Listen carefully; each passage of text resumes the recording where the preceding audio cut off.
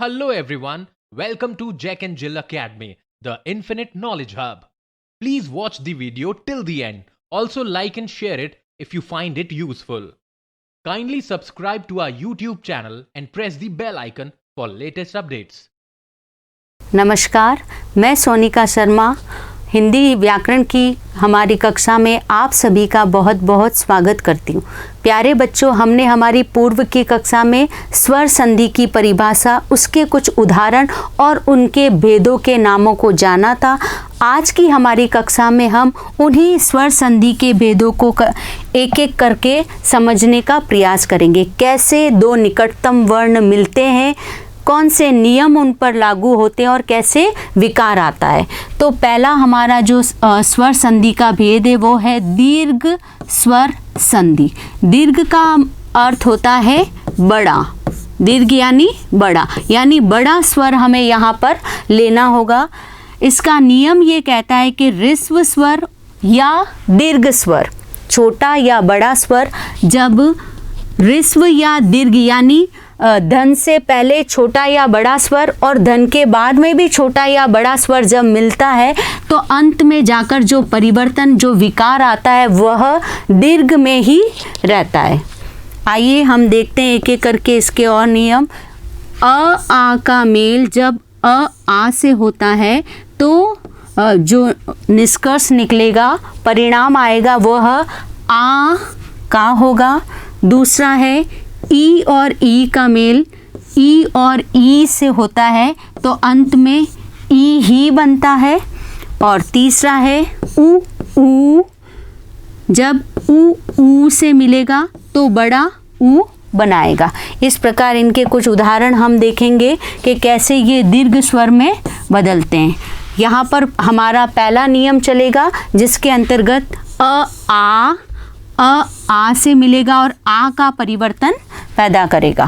पहला है शरण प्लस अर्थी, यानी जब अ से मिला तो यहाँ पर बना शरणार्थी, यानी णा के अंतर्गत हमारा परिवर्तन हुआ। अगला है रत्न, अ और आकर में है आ, जब आ से मिला तो परिवर्तन के रूप में ना बना तो शब्द बना रत्नाकर। अगला है परीक्षा, जब अर्थी से मिला यानी आ का मेल जब अ से हुआ तो परिवर्तन के रूप में बना परीक्षार्थी। और अंतिम है दया प्लस आनंद, यानी आ का मेल जब आ से यानी दीर्घ का मेल दीर्घ से होगा तो भी परिवर्तन दीर्घ का ही होगा, तो दया धन आनंद से बना दयानंद। तो इस प्रकार हमने जाना कि जब ह्रस्व स्वर या दीर्घ स्वर ह्रस्व स्वर और दीर्घ स्वर से मिलता है तो अंत में दीर्घ ही बन जाता है। इसी के हमारे दूसरे नियम की ओर हम बढ़ेंगे, जो ये नियम हमें बताएगा कि कैसे ई से मिलेगा, यानी छोटी ई जब बड़ी ई के साथ छोटी ई और बड़ी ई से मिलेगी तो अंत में दीर्घ यानी बड़ी ई ही बनेगी। कवि प्लस इंद्र, यहाँ पर छोटी ई का मेल छोटी ई से हो रहा है और दीर्घ स्वर बन रहा है बड़ी ई, तो कवि प्लस इंद्र कविंद्र। फणी प्लस ईश्वर, यहाँ पर पहले छोटी ई है और बाद में बड़ी, तो परिवर्तन जो आएगा वो बड़ी ई का ही होगा, तो फणी प्लस ईश्वर से बना फणीश्वर। अगला है नारी प्लस इच्छा, यानी बड़ी ई का मेल छोटी ई से हुआ तो भी बड़ी ई ही बना, नारी प्लस इच्छा नारीच्छा। अंतिम है हमारा रजनी प्लस ईश, यहाँ पर दोनों ही तरफ दीर्घ स्वर है, बड़ी ई और बड़ी ई, और जब ये बना तो नियम सभी का एक ही है, चाहे छोटा स्वर हो चाहे बड़ा स्वर हो, परिणाम स्वरूप में हमें बड़ा स्वर ही देगा। तो बना रजनी प्लस ईश रजनीश। आइए हम अगले नियम की ओर बढ़ते हैं जो कि इस प्रकार है। उ ऊ ऊ यानी छोटा ऊ बड़ा ऊ और छोटा ऊ बड़ा ऊ यानी दोनों जब ऊ आपस में मिलेंगे तो अंत में दीर्घ ऊ यानी ऊ की ध्वनि ऊ का परिवर्तन यहाँ पर करेंगे। आइए कुछ उदाहरण देखते हैं। गुरु प्लस उपदेश, यहाँ पर छोटा ऊ छोटे ऊ से ही मिल रहा है तो यहाँ पर परिवर्तन हो रहा है गुरुपदेश।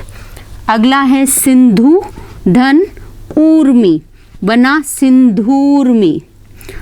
वधू प्लस उत्सव वधूत्सव और अंतिम है भू प्लस ऊष्मा भूष्मा। तो आपने जाना कि कैसे छोटा ऊ बड़े ऊ से मिलकर बड़े ऊ का परिवर्तन करता है।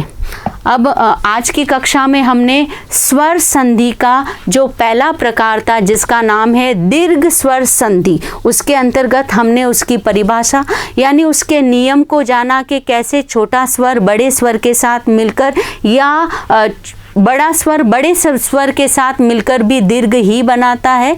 आज की कक्षा यहीं पर समाप्त होती है। धन्यवाद।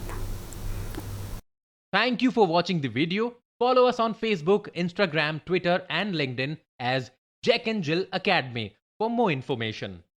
You can also download Jack and Jill Academy's app from Play Store for online courses related to school education from pre-primary to senior secondary level.